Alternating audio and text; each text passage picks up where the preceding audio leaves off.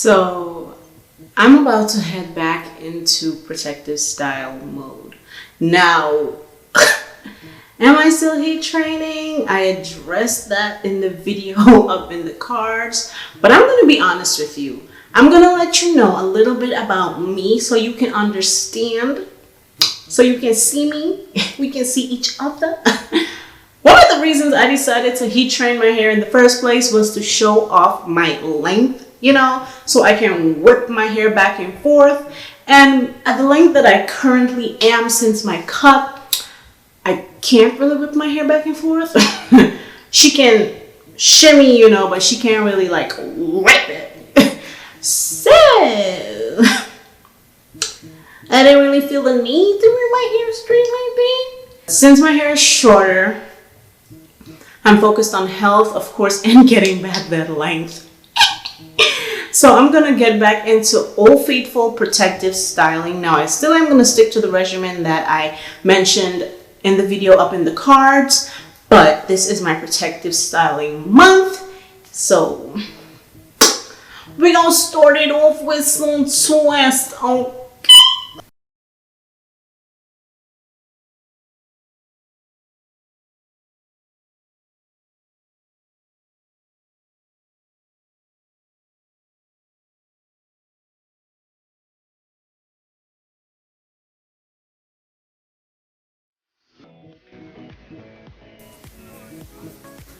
I'm ridiculous. Let's get into these twists. You guys already know how it goes. Pre-sectioning of the hair.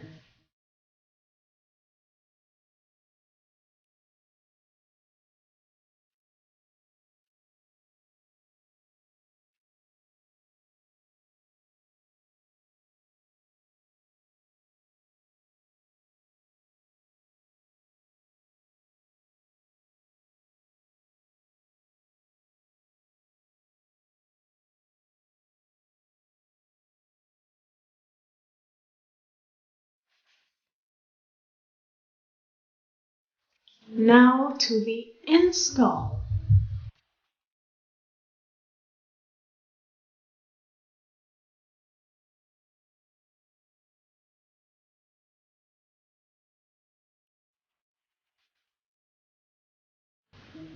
So this is the Outre Springy Afro Twist 24 inches long.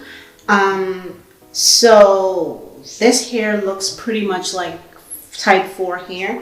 And it is super long, like this long, and of course it stretches, so it's even longer than that. And what's great about this hair, it's pre-sectioned and pre-fluffed. So each one of these little curls on the end is actually one section of hair.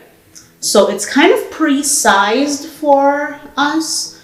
I'm still not sure if I'm gonna use this size or if I'm gonna break it in half, because I did do my sections pretty small, but I still want enough hair to cover my braids. So how I always test is to wrap it around my finger and twist it, and then you can get an idea of what the thickness of the twist would be. And I think that's actually not bad if I twist it tightly, but we're gonna test one out and see. I'm gonna do it right in the front to see if I like it. So you know how it goes with my crochet hook open. I push through all the way past the latch because that little sucker can get trapped in your hair. Now we don't want that. Hook the weave on, lock the crochet hook, and pull it through. Then you can just take it off and pull her through until it's even. So this amount definitely is enough to hide this braid. So I'm just gonna tuck her in there and I think I should show you guys. So I'm gonna tuck my hair in here, but then I'm going to squeeze the two ends of that one strand around it. So my hair is completely concealed in the middle of this section of hair. Then I'm going to twist. Now as I'm twisting, I am spinning and crossing, spinning and crossing. So each strand that goes to my left hand is getting spun.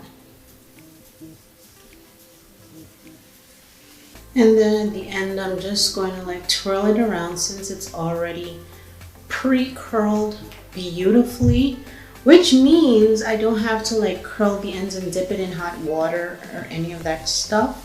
Just snip off the little extra hairs. And she's good to go.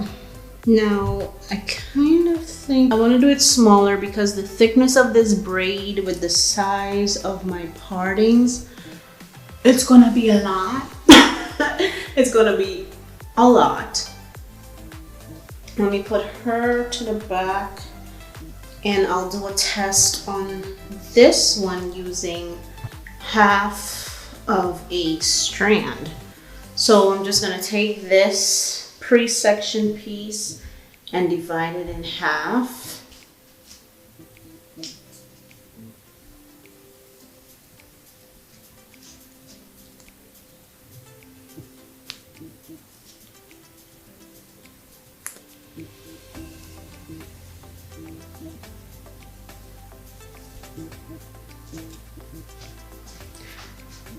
All right, so it is looking like it will be enough to cover, but we'll see.